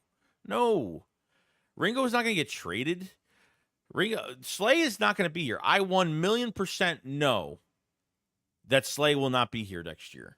He'll either retire or get traded, one or the other. Slay's not going to be here next year. Period. Doesn't matter if he plays well. Doesn't matter. Ringo is going to have his start next season. 100%. If Dean gets that pick 6, he's the starter. Is that all? That's what it takes, dude? I know it would have looked so fucking good, bro. God, that pissed me off. He dropped that and he knows. He's like, no, man. They scored a touchdown on that drive too, which really sucks. You know what I mean? You score that, fuck, you're putting that team away. We got to start putting teams away defensively, like bad. We need to. I mean, they fumbled. Josh Jacobs fumbled from Darius Slade. Josh Jacobs fumbled it. They couldn't recover that. A couple picks missed in the game. Reed had that one, which was a game changer. And so I'm glad we finally decided to run our running back one more than Kenny G. Gabe Id. 1 game in. And the difference from brain dead Brain Johnson and Nick's to Kellen's offense is night and day. I believe it's still different night and day. There's still things that look similar to last year, but hopefully with some weeks going in and more gelling and more coming together, it'll look a lot different. Kenny G didn't do, but he had I don't even know how many snaps he had, or at least how many times he touched the ball. It might have been 3 times. I don't even know how many times. It wasn't much. It's what happens, man. You pay a fucking running back $12 million. Yeah, that's the type of productivity you're going to have. You're not getting an average back behind a good offensive line that looks good. You're getting a high-quality player, an actual 3-down back that could take 26 touches in a game, and making him look extraordinarily good. Just great. Rollins, I love seeing Q talk that shit. Dude is scrappy. I like how Sirianni said the moment is never too big for Q, and you could tell the way he plays, he feeds on the pressure. I completely agree. Yeah, him talking shit to Watson, that was great. I loved it. It was great. That's honestly Fangio had his press conference a few days before the first game on Friday night, and on the beat writers like, well, how is Q doing? How comfortable do you feel with Q? Do you think he's transitioned well? He's like, yes and yes and yes. He with a smile on his face, like that's a good sign when you hear that from Fangio. Fangio don't bullshit nobody. He doesn't bullshit. He does not bullshit. So you already know. You already were excited for him.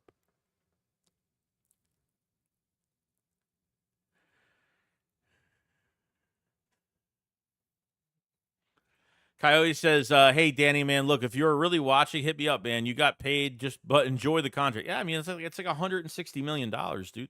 $160 million. It's crazy. So Ringo is starting over Rodgers, Mitchell, and DeJean waiting behind?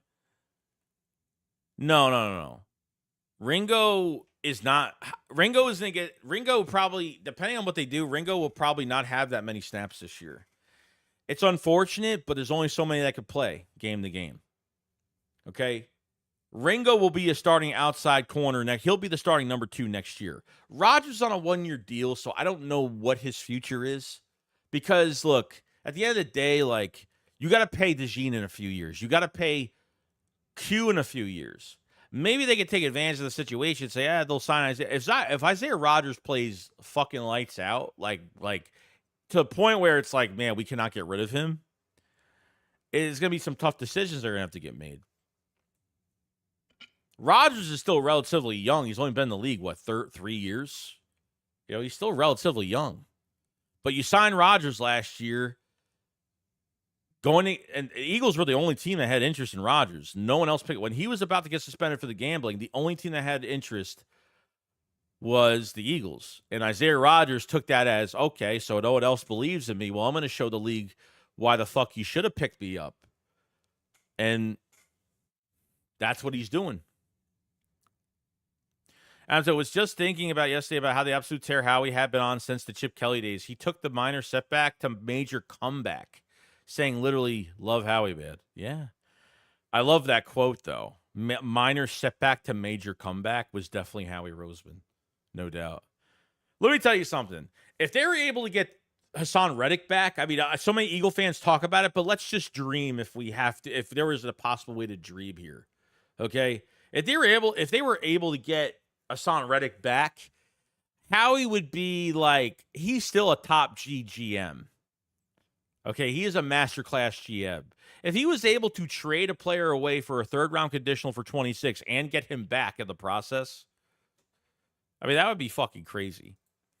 GG says, what's up, Joey? Do you think happens if Rodgers is ready to play this week? I don't even know. Look, the 2 things I don't know. Is Rodgers playing this week? I haven't heard anything. They're not going to give that news away just because they don't want the Falcons to prepare for certain guys. Rodgers is still a question mark for us, at least. Devin White still a question mark for us right now. Honestly, Nakobe Dean still got to play. I'm sorry, but he does. I've been on Dean's ass so much. So if Dean gets benched and they stunt his growth, I can't even blame Dean for that. I can't even blame him for that. How am I supposed to blame him for that? Yeah, no, it's that Ringo getting traded, no. And there's nothing wrong. Slick said it. It's nothing wrong with saying that. We got to respect everybody's opinions, okay? Like, there's nothing wrong with saying, hey, maybe maybe Ringo will get traded. It possibly, hey, who knows? Who knows? The Eagles will have a lot of cornerbacks that have a lot of value, and there might be a team out there that loses a couple corners even this year. You never know what could happen.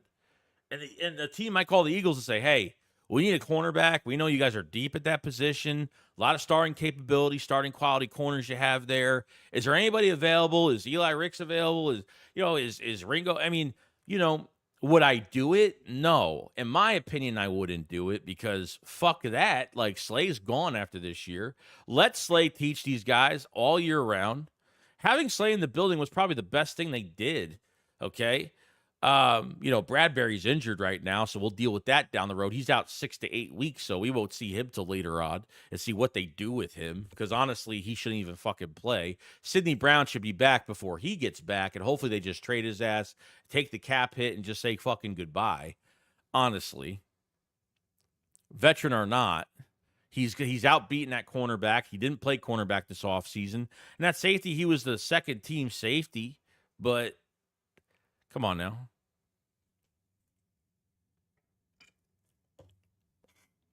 I'm just like, who is he going to play outside corner? Slay, Q.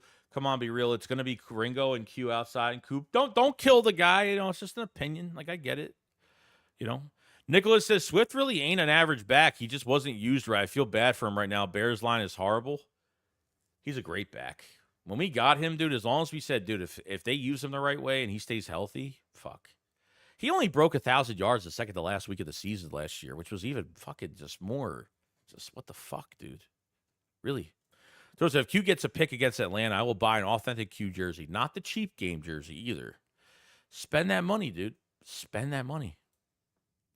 Q's going to be a great player, dude. Chris said, this Danny Gray highlights are wild. He is a speedster. Well, that's good. Haven't checked them out. I haven't checked. I haven't done anything. I literally made a video for tomorrow, and I want to get this stream ready for tonight, so I haven't looked at that. Kay says, I think Mitchell is better than Ringo outside. Well, yeah, that's what you hope. Yeah, I think so. That's what you hope. That's what you hope for. He should be better than Ringo. 100%. EC, what's it, Joe? EC1, what's going on, man? He says, yo, Joe, I'm so excited for Monday Night Football. Same here. My girlfriend's actually going to the game Monday night. I'll be home by myself watching the game, so she's going to go there. She's going to record some stuff for me. I'm having her do some errands for me. I'm having her do some videos for me. Yeah, by that time, so. Christopher says, which of our young players do you think has the most potential? Most potential right now? I mean, you're talking from the draft this year. I mean, potential is off the charts. Quinyon Mitchell. I mean, I think Cooper DeJean, once he gets his feet wet a little bit more, I think he'll be perfectly fine. You know, if you want to say Mekhi Becton, since he's only 25 years old, he's still very relatively young, being a fucking mammoth at right guard as of right now. I mean, Nakobe Dean's looking really good right. There's a lot of guys looking good right now. Most potential is probably Q, to be honest with you, because I thought for a first game he played really well. The moment wasn't too big, I guess, for him, as they say. You know, we'll see what happens, man.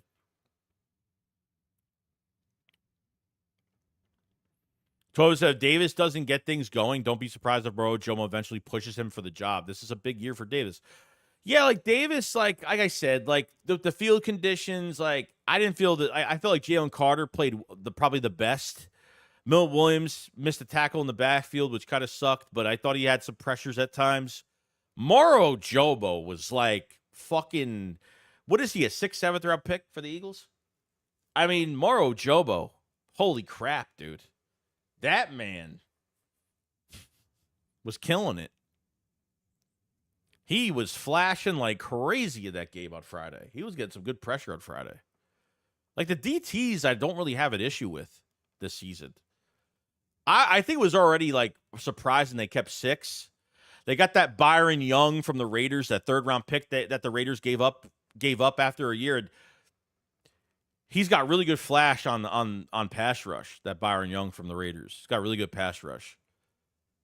Run stuffing ability's not bad, but he's got to be more consistent on pass rush, but he flashed a lot for the Raiders, and they gave up on him. Thomas Booker was probably the most surprising signing. I was already surprised they were keeping 6 DTs, and they kept Thomas Booker, which I was really happy about because I thought he had a really good offseason. We need Hendrickson or Khalil Mack. Yeah, Khalil Mack could be. I don't want this to turn into another situation where we give up a pick for an older player that he does nothing for us. I think we went through that with what's his fucking name? Taz, I really think Ringo should cover big guys since he's 6'2" instead of Maddox. Maddox can't cover big guys. Yeah, well, he doesn't. The problem is he can't play the slot, dude. You don't want to put Eli Ricks on the inside. You don't want to put Ringo on the inside or Ricks on the inside. They can't play on the inside, unfortunately. That's actually the biggest issue with Maddox. Maddox, over his years of being here, okay, he has had trouble with big tight ends, taller receivers, just bigger sized dudes. Pause. Nico Steffin, share crowd killer. What's going on, dude? Says Joey, hate to say it, but Reddick showed his colors once again. Money, money, money, money, money, money. No loyalty. Well, dude, I mean, honestly, Nico, honestly, they did him dirty. Like, let's be real here. The Eagles didn't waste any time, and they said, you know what? If he's going to hold out, we're going to rip the Band-Aid off, and we're just going to let him go. If the Eagles were going to deal with a holdout, they were just going to trade him. Okay? They knew that Reddick was stuck at a specific number, and that was it. So, blame it on the fucking Jets, dude. I have never seen this. You trade for a player to pay. He visited the complex where I don't know what it's called over in I don't know if it's MetLife or somewhere else. I don't know where the office is, the practice field is, or whatever. He goes there, he meets all the players. He has his introductory press conference as the new member to the New York Jets, and he doesn't sign a contract when he leaves. Why isn't the pen and paper ready, dude? That's not on Hassan Reddick. Really? Should he get paid more than $14 million? 100% yes. He deserves more money, but do I believe the Eagles should have paid him $25? Fuck no. Not at all. I wasn't on that train at all. Period. The only thing you lost with Hassan Reddick really is a closing fucking defensive end. You can count on Hassan Reddick in those a minute and a half, fourth down, need to make this stop. Reddick would be the one to make the play. I don't know if we have that player on the edge right now that could take that position over, to be honest with you. So I blame the Jets. The Jets trade for him, and they say, we're going to give you a deal, but they say, so they told Reddick, like, hey, we're going to progress to give you the deal that you want. You know, we just want to get you here. That's pretty much how it kind of went. And then hearing it on the national television on Monday night when the Jets faced the Niners, they really needed him badly. How many times did fucking Brock Purdy have a clean pocket all fucking day? Pissed me off. Clean pocket all day. Mason, that new running back, McCaffrey wasn't playing. Mason comes in, runs all over them. The Jets were bad offensively on first and second down.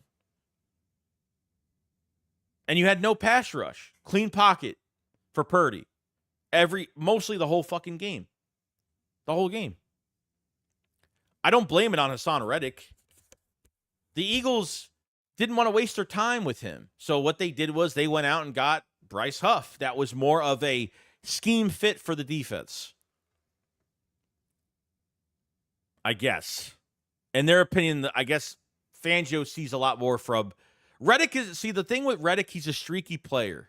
Reddick will give you 6 sacks in 1 month, and then Reddick will give you 0 sacks the next month. But in pass coverage, Reddick is not good. He's not good. Simple as that. But you pay. So you go out and you pay $3 million more to somebody else in Bryce Huff that had 1 10-sack season last year and a heavy, heavy rotation as a third down edge rusher. So if Reddick doesn't want to be here because of the money, then let him go. And that's what they did. So I'm glad the Eagles didn't hold on to him long enough where they were dealing with bullshit for months. Reddick has already forfeited $2 million from OTAs and minicamp and training camp. He's already forfeited and you know, all that money that he loses goes right back into the Jets cap space. That money that he forfeits because he doesn't show up to practice, training camp, these games, it goes right back into the Jets salary cap. Doesn't matter. So it's a win. It's a win-loss for both sides. It's a win because the Jets are getting the cap back, but at the same time, you're missing a player that's supposed to sign his contract. And it seems like Joe Douglas will keep him and strangle him until he gives up. But if the Jets lose more games and their defense isn't getting much of a pass rush, they might cave into Hassan's demands of what this number actually is. So, was I pissed when he left? Yeah, because at least if Nolan Smith had 5 to 7 sacks last season, I'd be like, okay. Even if he had like 4 to 5 sacks last season, I would have felt a little more comfortable getting rid of Reddick. So when they just flat out traded him easily for a 26, not a 25, a 26 third round conditional. He's got to play 60-something% of the snaps, 10 plus sacks to get that second round pick. And it looks like the Eagles aren't going to get that right now. So that's my take on the whole situation. Look, if a player doesn't want to be here, look, Reddick wasn't drafted in Philadelphia. Okay? He has no loyalty towards any. That's just the type of guy he is. I think he deserves more money, but every team is in a different position. And the Eagles were not in a position to pay a guy, and it must have been really expensive because they didn't even try to work with him. Simple as that. If they got rid of him that quick, they knew what problem they were going to have on their hands, and they knew that from talking to Hassan Reddick's agent, that Howie probably talked to Hassan Reddick's agent, found out his number and said, hell no, we're not giving that. Bye. He's on the trade block. Who wants him? We're just they can't ask, do I think they should have asked for a little bit more compensation? Maybe, sure.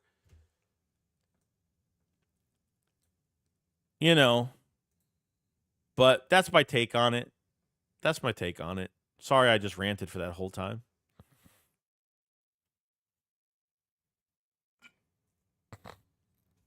Hassan is worth it, but not for the Eagles, though. If the Eagles don't want to pay him that much, like if the Eagles said, "Hey," if the Eagles probably, let me tell you something. The Eagles probably offered him more money. Like, what if they offered it? Like, what if they did offer him 17? They offered him an extra 3. What if they offered him an extra $3 million a year? Then great, fine. You know what I mean? So if the Eagles actually tried extending him and they offered him more money and he said nope, his fucking agent was like, nah, not even close to, not even going in that direction of what money you're trying to offer him. The Eagles said that's all we're going to do. So they get a guy that's obviously less of a sack master, not for multiple years, but 1 year. The only issue with Bryce Huff, what we're going to see on Monday night is, can he handle more snaps? I don't know if he can. You know what I mean? I saw number 0, Bryce Huff, in a lot of coverage on Friday night and didn't do anything. I guess no plays went his way. I don't know.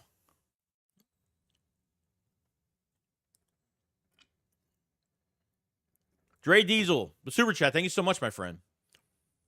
He says, "Hey Shakes, how you doing?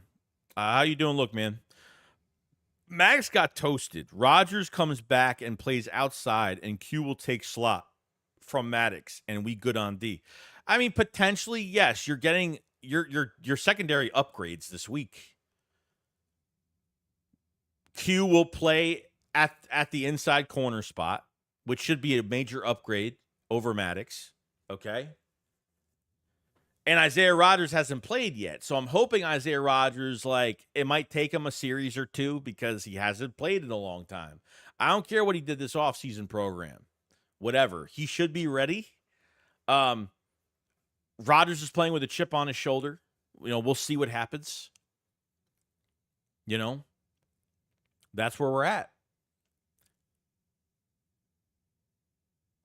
Here he goes, says Huff is a bust. No wonder Jets got rid of his ass. Yeah, you know nothing about the situation, Cowboy fans.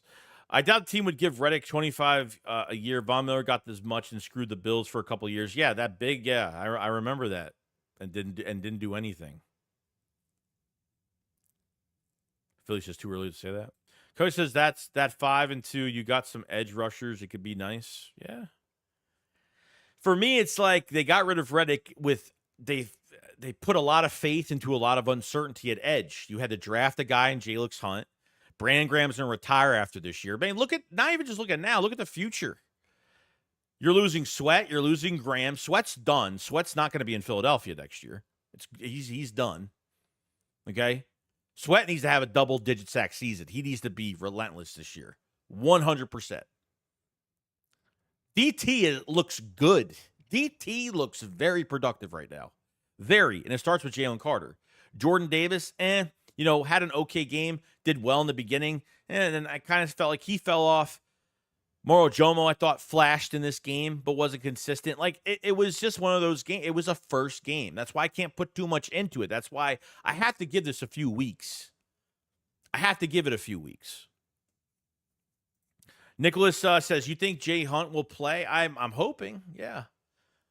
That man is a Fangio.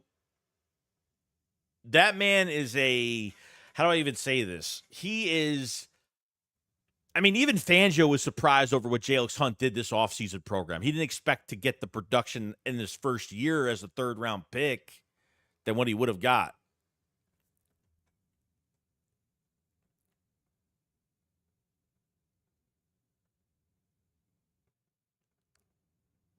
So like I said, read my last comment. If I were to be selfish, I want Q and DeJean as my number 1 and 2 corner next year and not in the slot.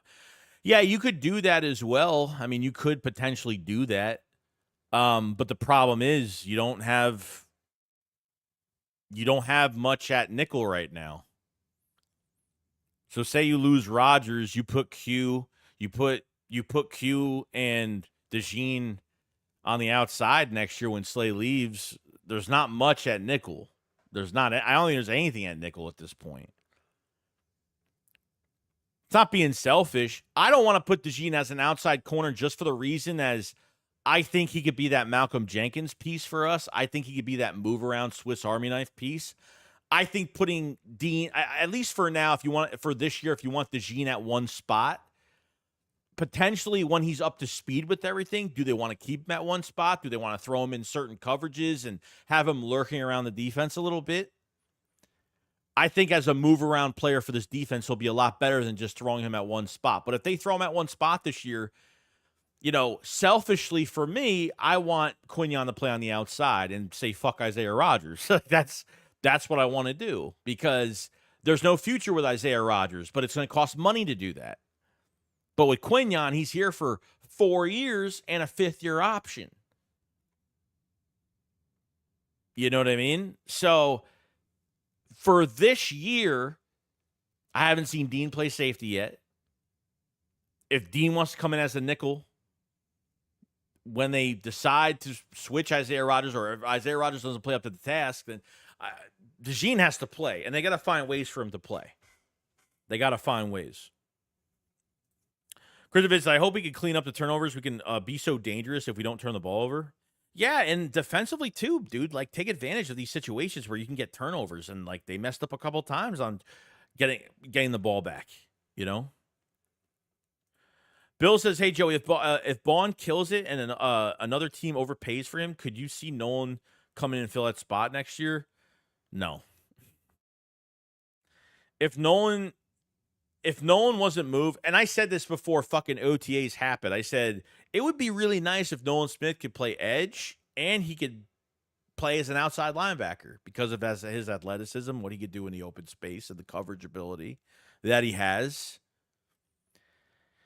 You have to sign Bond as early as you possibly can. Like if Bond has like 4 or 5 games in, like if he has the next 4 or 5 games like this, there's no way there's no way you don't resign him. And you can't wait. There's no way you're fucking waiting.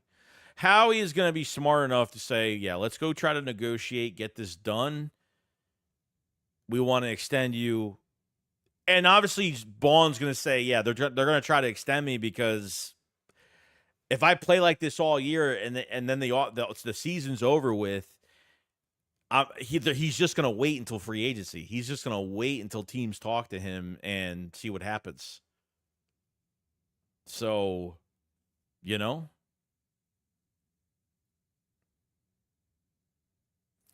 Beard says gaming, so I put Quinyon Mitchell at 1, Ringo on the other outside, and Cooper at nickel. Yeah, potentially that's what I really want next year. Potentially that's what I really want going to 25. This year it's not going to be that. This year it's definitely not going to be that. So we'll see what happens, man. We'll see what happens. We got 184 in the chat. Make sure you subscribe to the channel if you guys haven't. Make sure you hit the like button. Check out the pinned comment for memberships for supporting the channel. And make sure you check out the Philly Shakedown podcast merch store. I just put it in the live chat. Click the link. Check it all out. There's a brand new Quignon shirt that is out right now in black, white, gray, Kelly green, all colors.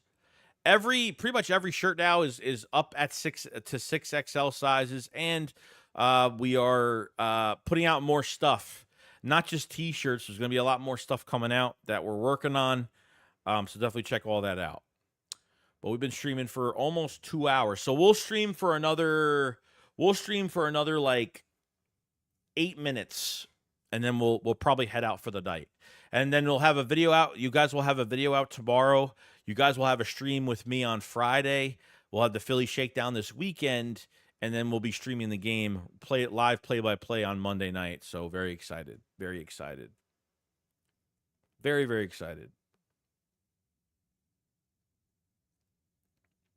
So, love you all. Thank you so much.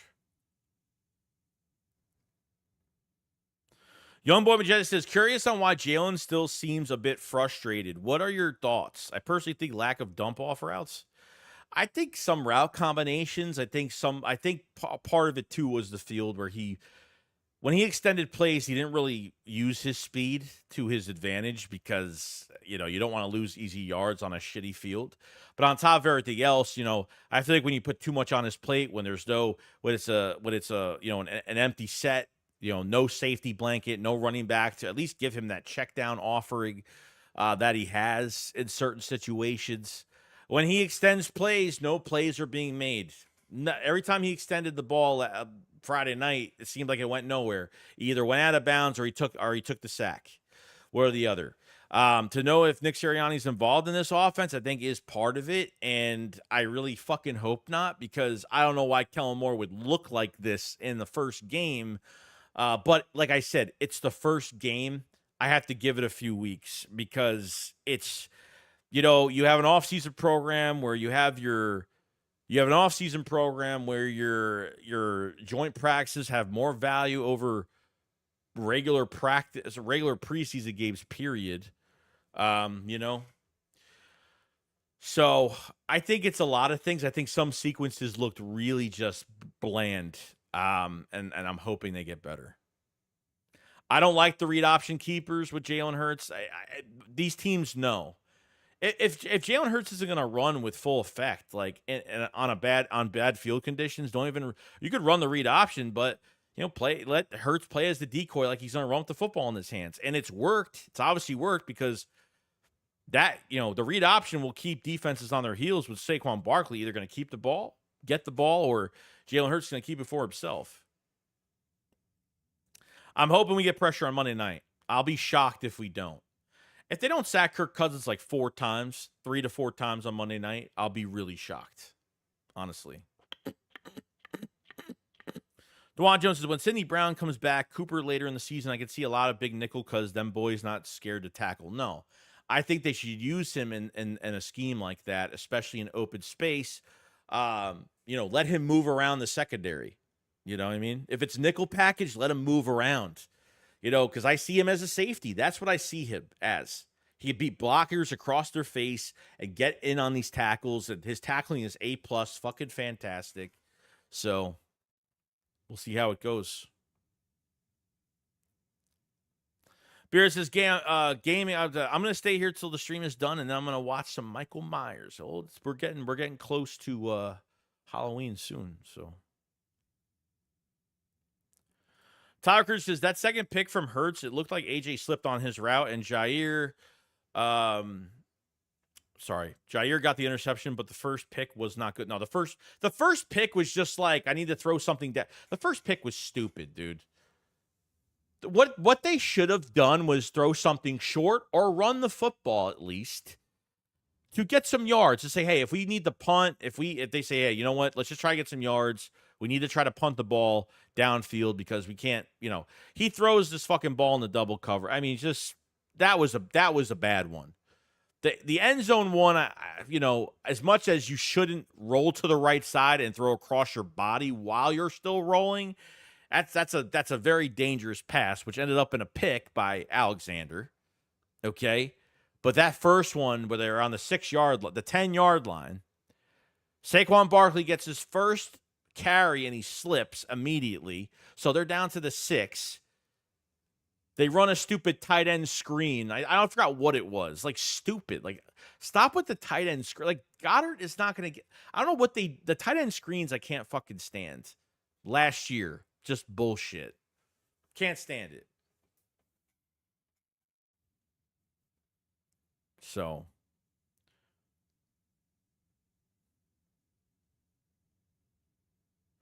Ron said, it's crazy how fast things could change as far as we look as an extension. A lot of us were saying it's got to be Devin White that gets re-signed if he has a big year. Now it's Bond. I'm rooting for Bond. Yeah, I mean, because I didn't know, honestly, I didn't know how Bond was doing the whole entire training camp. I heard good things. He played a few snaps in preseason, not that much. I honestly, and all Vic Fangio would talk about since he became the defensive coordinator, his inductory press conference, the first player he talked about was Zach Bond, a role player on the Saints last year. I mean, we're acting as if Zach Bond was some crazy linebacker that the Eagles fucking paid a lot of money to. I mean, Fangio knows how to produce players.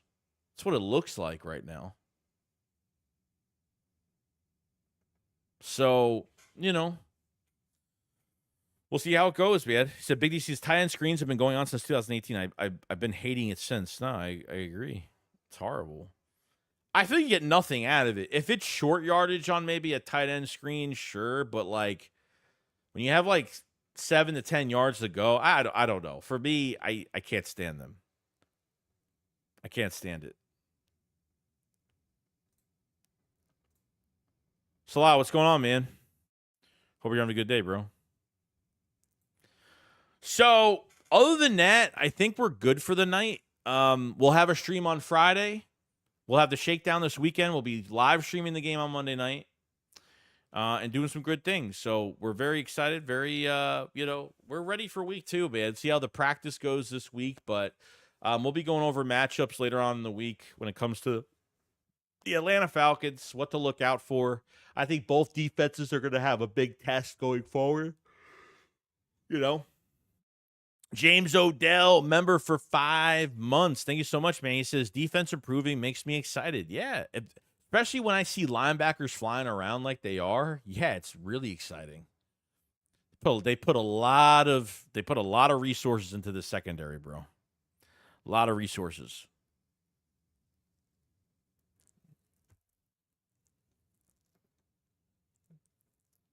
JB says, not a fan of the wide receiver screens, but I did see a bunch of fakes that led to bigger plays. Yeah, I think there were some pump fakes, getting some guys open.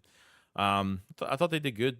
Like I said, there were some sequences that just looked very bland, and there were some where they looked amazing. You know what I mean? Saquon Barkley, bro, without him, they wouldn't have won that game. I mean, that's what you get out of Saquon Barkley with a good offensive line in front of him. Once Barkley can get free to that second level, it's like anything could fucking happen in a blink of an eye. It's amazing. It's honestly amazing, So, yeah. Tyler Kirk said, I really do hope our edge rushers do great next game because Kirk is a sitting duck in the pocket, and this is a game we should have a lot of sacks. I'm hoping so. The offensive line is apparently decent over in Atlanta. I saw the Steelers shut down the run game, and there really just wasn't just TJ Watt. I thought the whole front did really well against the Falcons this past week. And we'll see what happens, man. Like if Kirk gets everything on us in that game, I mean, this is our home opener, bro. Like, we're defending our house for the first time this season, and there is no fucking way. There is no way this is going to happen. Salah, what's going on? It says Dak is signed. Happy that Dallas will be choking for another 4 years. Yeah. Yeah, it's pretty bad. I was actually really shocked over that. I was really shocked. Like, I thought he would have played out this year and pretty much would have been gone. Jason, not a fan of this defense yet. Gave 160 plus yards rushing and 250 yards passing, also 29 points. Right now, we are sitting in the bottom of the league. Need to cut it in half against Falcons. Yeah, like I said, it's the first game, dude. I don't care about this. I didn't really care about the statistics against the run or the like. I know they gave up a lot of rushing yards. I know they gave up some big plays, which really they shouldn't have. But like I said, field conditions, guys slipping, no pass rush. There was a lot involved in this game that was not fair on both sides. Both teams had to deal with that all day. I don't care what the ranks are within 1 week. I care 9-10 weeks down the road what the ranks are. Right now, I don't care. Right now, we're trying to find our identity offensively and defensively. Yeah, I mean, you make some turnovers, you get some turnovers, you start to separate from, the score, and you get to make a big deal. So, we'll see what goes on. We'll see what goes on. Yeah, but other than that, guys, that's pretty much it. We're gonna do our thing, and I'll have a video out tomorrow morning to talk about some things, and we'll be ready for Monday night. Stream on Friday, video tomorrow, video pretty much every day, and we'll be streaming the game on Monday as well. So, all right, peoples, you guys have a fantastic day. I will see you guys. Make sure you subscribe. Make sure you like the stream. I appreciate it so much for everybody joining in. Thank you for the super chats. Thank you for the memberships. Definitely go to the Philly Shakedown merch store and check out some of the merch that is there. There is a lot of, we just came out with a new shirt today. And we'll have more stuff out. Me and Philly are working hard on merch. Our guy down in Florida is working his tail off for us, and we really appreciate that. So definitely just check it out. There's a lot there. Any questions, just email me. My email is in my YouTube info page. If you go to my info page on YouTube, my email is there. If you have any questions about the shirts, I'll actually put my email in here.